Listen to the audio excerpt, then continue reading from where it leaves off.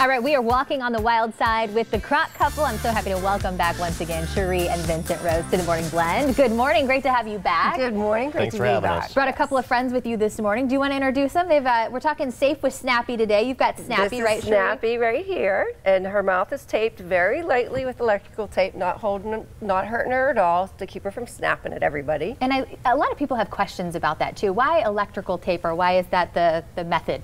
You know, electrical tape is one of the best methods to secure an alligator's mouth, and one reason is it really doesn't stick to the skin. And if this alligator got loose, he actually can just take his back claws and scrape that tape right off, because he'll go in the water and the water will loosen it up. Electrical tape really sticks to itself, but not the skin. Even if you put electric tape on your arm or something, it's going to come right off. Right. So it's really one of the best methods to secure a gator's mouth. Well, I love that you both love to, you have such a passion for educating the public, educating everybody on alligators and crocodiles. You founded ACES, the American Crocodile Education Sanctuary. So what is your mission and your goal with ACES? Actually, to educate the public, like you said, and to eventually build an American Crocodile Sanctuary here in Southwest Florida. I'm so excited for that. Because the crocs are migrating this direction from the East Coast over to the West Coast and further north all the time. So why do you think it's so important for people to be educated on? Because people fear what they don't understand. So if they understand these animals more and learn to just respect them, we can safely learn how to coexist. So what are some maybe things people can do to really kind of stay safe around them? Well, don't feed any of the wildlife in the waters. Even when you're feeding ducks, you're really attracting other animals and sometimes gators. They're watching you. Feed the ducks or whatever wildlife's in the water.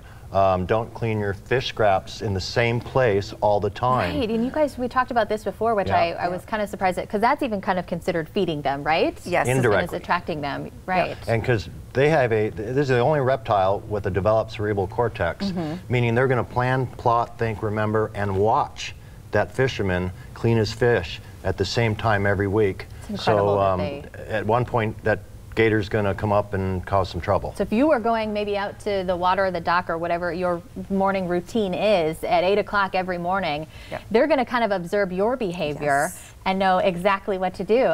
Yeah, if you're walking your dog on the water's edge, you want to change it up. Different times of day. 90% of the attacks on pets is because the gator's been observing that animal over a period of time. Wow, my goodness.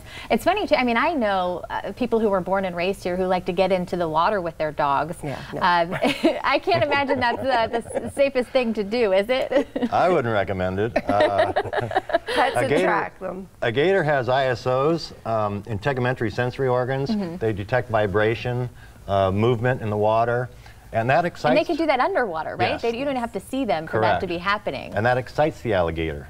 And he's going to go investigate the splashing. Now remember, any true wild alligator will run from you. We're talking ones that have been somewhat fed indirectly or found food scraps in the waterways or have lost their fear of humans. Those are the dangerous ones. We've got just a couple seconds left. I know people...